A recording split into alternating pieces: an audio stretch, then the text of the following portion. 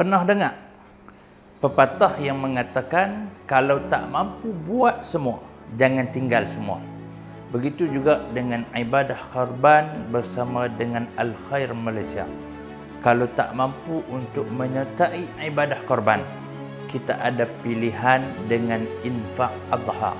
Bahkan dalam rezeki kita ada rezeki buat mereka yang memerlukan.